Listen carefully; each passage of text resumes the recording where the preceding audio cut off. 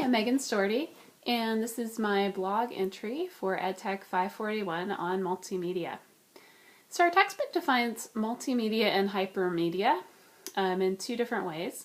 They define multimedia as a combination of photos, graphics, text, video, and animation. So any combination of those items is multimedia, while hypermedia is defined as multimedia but with an interactive component, so such as something where a person responds, or perhaps a PowerPoint with an additional video if you click on it. So something where the user has to interact or respond in a certain way. So after defining multimedia, I looked to a few of the resources to see how we might use multimedia in the classroom, or what some of the advantages are. And the first one that was nice and simple, I thought, was from Teachers Domain.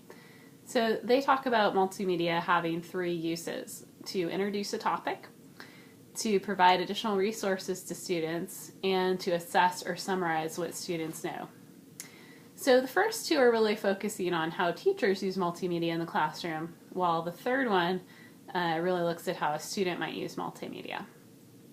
So as a high school math teacher, I've tried to introduce a topic in the past using a short video clip, really just to gather students' attention, not really to make a mathematical message necessarily, but to really say, hey, this is what we're doing, and often students are excited to see a video in the classroom and can make a connection to it because it's such a familiar part of their lives.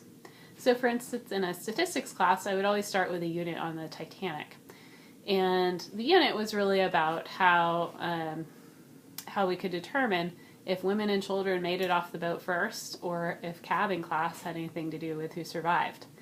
So playing a couple clips from the movie that was out about 10 or 15 years ago can really kind of get students excited about the problem, and it can relate to something that they are very familiar with. Like, if they've heard this quote before, if I tie it into the math, they're suddenly interested in what the answer is, much more so than if I just am writing on a chalkboard or a whiteboard.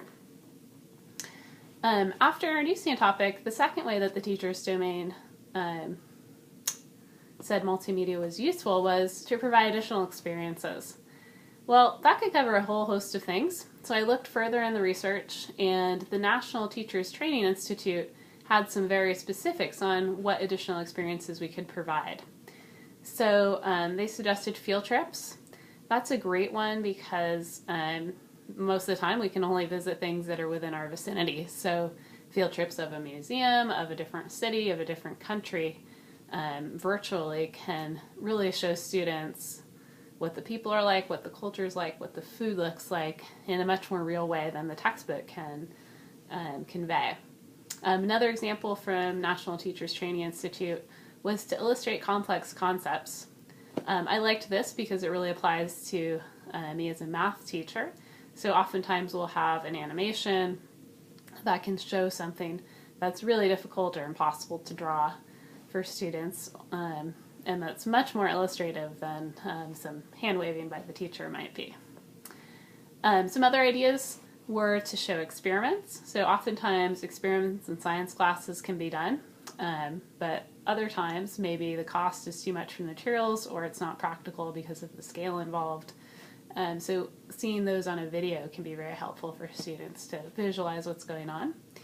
And then the fourth way, kind of our most commonly seen way probably, is to bring in literature, music, plays, or historical reenactments so students can see them. And that's really useful because a lot of times students need to see multiple representations of what they're studying. So if you're studying Romeo and Juliet, the student might be reading the book. It can be also helpful, though, to reinforce that book if students see the play, or if they see one of the many movies made of the play. And seeing all of those together can help students to make deeper connections and to really get a different sense of what everything is about, besides just struggling through perhaps the Old English reading. So those are all kind of ways that teachers might use multimedia in the classroom. But what about students? Well, we often see students creating video as well, or multimedia presentations. And I would say that's one of the biggest benefits of video, is that it can help students not only to kind of assess what they know, but to summarize a whole experience with a unit. So if they've been studying a particular topic, making a video about it can give them a chance to be creative, to bring in kind of the parts that were most important to that student, and to create something to share. Oftentimes students write a paper and nobody sees it. The teacher sees it, it's graded, it's handed back to the student. But multimedia presentations can be viewed by the rest of the class. They can be accessible for a long time versus a in-class presentation that is a one-time only situation. So there's a lot of benefits to having students create video as a summary or as an assessment piece of something they've studied. For instance, in this class we're creating this video, and we've created some other multimedia presentations which really help solidify what we know and